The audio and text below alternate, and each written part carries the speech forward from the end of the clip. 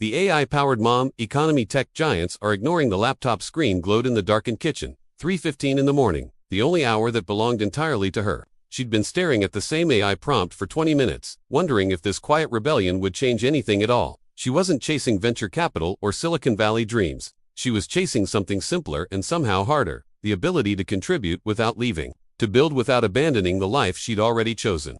The irony wasn't lost on her. While tech giants poured billions into AI development, they were missing the most transformative adoption story happening right now in kitchens, home offices, and dining room tables across North America, where mothers were quietly rewriting the rules of entrepreneurship. But this revolution didn't announce itself with press releases or IPO celebrations. It whispered in between carpool schedules and grocery lists, growing louder with each small victory. She remembered the moment everything shifted, not when she discovered AI, but when she stopped apologizing for wanting more. Part of her still felt guilty for wanting more, as if ambition had to disappear when motherhood began. As if the desire to create, to earn, to matter beyond the walls of her home was somehow a betrayal of the life she'd built. But the numbers told a different story. According to recent research, women-led home businesses using AI tools are experiencing growth rates 40% higher than traditional small business segments. The gap between intention and income was finally narrowing, and the bridge was built from algorithms and authenticity. What would you have done in her place? The first tool she tried was a content generator, simple, accessible, something that promised to turn her ideas into social media posts while her toddler napped. She felt ridiculous at first, typing prompts into a chatbot like she was asking a genie for wishes. But then something unexpected happened. The AI didn't just generate content, it reflected her voice back to her, clearer and more confident than she'd managed in years. It was like having a business partner who never interrupted, never judged, and never reminded her of all the reasons this might not work. She smiled, not because it was easy, but because it was finally hers. The business idea didn't come from a business book, it came from the mess on her kitchen table. Printables for other overwhelmed parents, digital planners that actually understood the chaos of family life. Templates for the questions she'd been answering in Facebook groups for free. AI became her production team, her copywriter, her market researcher. Tools like ChatGPT helped her refine product descriptions, Midjourney turned rough concepts into sellable designs, and Jasper wrote email sequences that sounded exactly like her, only better organized. But here's what the tech giants weren't seeing in their quarterly reports and user analytics. This wasn't about efficiency, it was about possibility. For the first time in years, the gap between her imagination and her execution wasn't insurmountable. She could think of an idea at breakfast and have a prototype by lunch. The AI didn't replace her creativity, it amplified it, removed the friction, eliminated the excuse that she didn't have time or technical skills. Then came the doubt, the kind that whispers louder than failure. Maybe success just wasn't meant for someone like her, someone who hadn't finished her degree, who'd been out of the workforce for 6 years, who couldn't afford childcare or expensive courses or the startup capital everyone said was essential. The algorithms didn't care about her resume. They cared about her prompts, her persistence, her willingness to iterate. And that changed everything. She almost gave up until one message changed everything. It came from a customer she'd never met, in a state she'd never visited. The message was simple, just 3 sentences thanking her for a planner that had helped organize a chaotic return to work after maternity leave. But those 3 sentences represented something bigger than a $5 sale. They represented proof, not that she could make money, though that mattered, but that she could create value, that her ideas translated into something meaningful for someone else's life. Sometimes growth doesn't look like progress, it looks like staying. The AI-powered mom economy isn't happening in co-working spaces or innovation hubs. It's happening in stolen hours and reclaimed corners, in the margins of a life that society told women should be enough, while quietly suggesting it would never be. And the toolkit is deceptively simple. ChatGPT for ideation and customer service. Canva, with AI features for visual content. Copy AI for product descriptions and marketing. Synthesia or Descript for video content without ever appearing on camera. Notion AI for organization and planning. These weren't expensive enterprise solutions. They were accessible, often free or cheap, designed for scale, but perfect for starting small. The barrier to entry had collapsed, not because the tools were easy, but because they were finally designed for humans instead of engineers. Her workspace was still her kitchen counter, but it no longer felt like chaos. It felt like possibility. According to McKinsey research, AI adoption among small business owners has increased by 300% in just 18 months, with the highest concentration among women running home-based operations. They weren't waiting for permission from the tech industry, they were simply using what worked. What would you do with an extra $1,000 a month? Not millions, just enough to matter. Enough to pay for dance lessons without calculating whether it meant skipping date night. Enough to contribute to retirement again.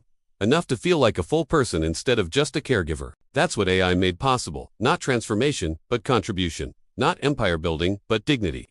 She started with digital products because the overhead was zero and the learning curve was manageable.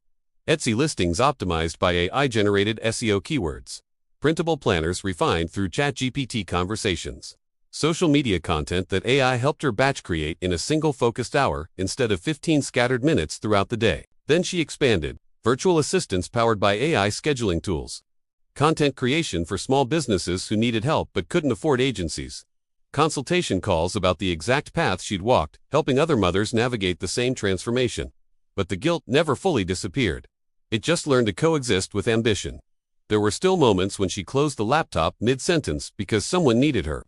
Still days when entrepreneurship felt like one more thing she was failing at. One more promise she couldn't quite keep. The difference was that AI let her pause and return. Her work didn't evaporate when she stepped away. It waited, patient and persistent, ready to resume exactly where she'd left off. The tools had memory even when her scattered attention didn't. Part of what helped her most wasn't just the technology, it was reframing what success meant, not viral moments or six-figure launches. Not quitting her husband's insurance or proving something to people who'd already forgotten her. Success was making enough to matter while still being present for the moments that actually defined her life. I didn't promise she could have it all. It promised she could have more than she'd been told was possible. What helped me the most wasn't just Canva Pro, it was realizing that I didn't need permission to start small. I tested a few tools before finding what truly worked, and honestly, it changed everything. This isn't a promotion, just something that made my path a little lighter. I'll leave the link below if you want to explore it. The real revolution wasn't technological, it was psychological. Women who'd been told their economic value ended with their last paycheck were discovering they could generate income on their own terms. Mothers who'd internalized the message that ambition and presence were mutually exclusive were proving that framework was always false. And tech giants were completely missing it because they were looking for the wrong signals. They measured adoption in enterprise accounts and developer communities, while the most transformative use case was happening invisibly in demographics they'd never prioritized. The AI-powered mom economy wasn't being built by CTOs or venture-backed startups. It was being built by women who understood that small, consistent progress compounded into something significant, who recognized that AI's real power wasn't replacing human creativity. It was removing the barriers between imagination and execution. Disclaimer: this content is for educational purposes only and does not replace consultation or assistance from a professional.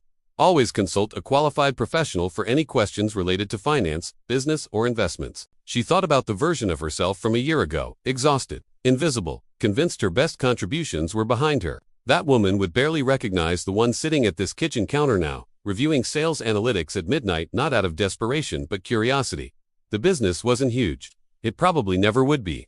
But it was hers, built in fragments, sustained by tools that felt like they'd been designed for exactly this moment, for exactly this person. When she poured her coffee the next morning, it was still hot because this time, she wasn't rushing. She was building something that fit around school pickups instead of forcing her to choose. Building something that used AI not as a replacement for her humanity but as an amplifier for everything that made her uniquely qualified to create what she was creating. The tech giants would eventually notice this economy. They'd write case studies and launch initiatives and celebrate themselves for empowering women. But by then, the transformation would already be complete, not because of their innovation, but despite their oversight. The mom economy was never waiting for permission. It was just waiting for tools that worked. And now those tools existed imperfect, evolving, but finally accessible enough to matter. The question was never whether women could build businesses from home while raising families. The question was whether the technology would ever catch up to the possibility they'd always represented. Turns out, it finally did. Not perfectly, not completely, but enough. Enough to turn kitchen tables into command centers. Enough to transform nap times into productive sprints. Enough to prove that the gap between caregiver and entrepreneur was never biological. It was infrastructural. An infrastructure, unlike biology, can be rebuilt. Tell us what part of her story resonated with you most and where you're watching from. Your journey might just inspire the next one. Tell us which country or city you're watching from. See you in the next video.